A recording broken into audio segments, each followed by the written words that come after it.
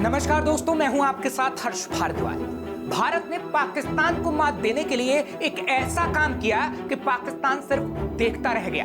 क्योंकि जो हम आपको बताने वाले हैं उस पर शायद आपको विश्वास ना हो, लेकिन ऐसा हुआ है।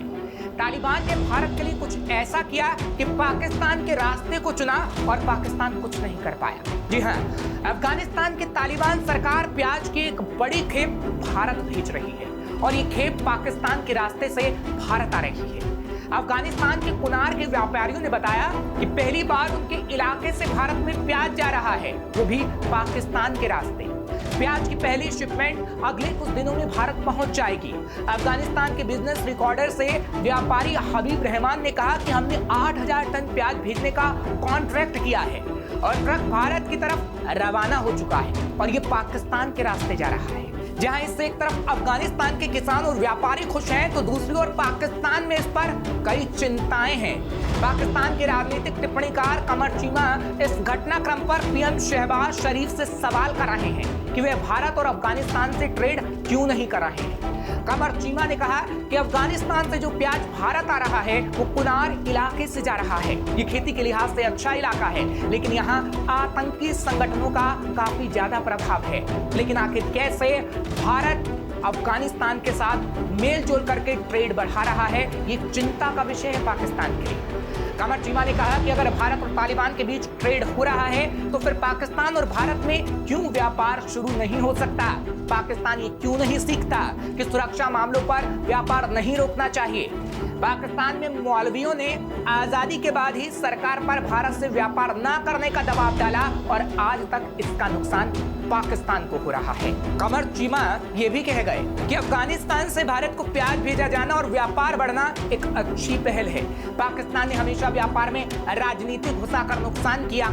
चीन और भारत लड़कर भी व्यापार कर रहे हैं। पाकिस्तान को भी सीखना चाहिए कि व्यापार का नुकसान किसी कीमत पर ना हो। चीमा ने कहा कि अफगानिस्तान को पाकिस्तान खुद से दूर कर रहा है तो भारत उसके करीब जा रहा है।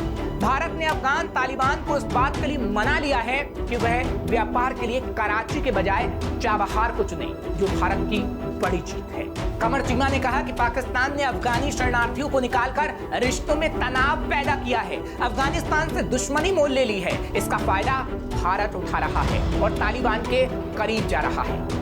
आज हकीकत यह है कि अफगान तालिबान पाकिस्तान के हाथ से निकलकर भारत के करीब चला गया। पाकिस्तान ही नहीं, भारत और दूसरे पड़ोसी देशों को भी इस पर गौर करना चाहिए कि कैसे एक दूसरे से व्यापार बढ़े। उन्होंने कहा कि यूरोप की तरह भारत, पाकिस्तान, चीन, अफगानिस्तान, नेपाल क्यों नहीं रह सकते कि एक वीजा पर ही कोई आए और सब जगह घूम जाए।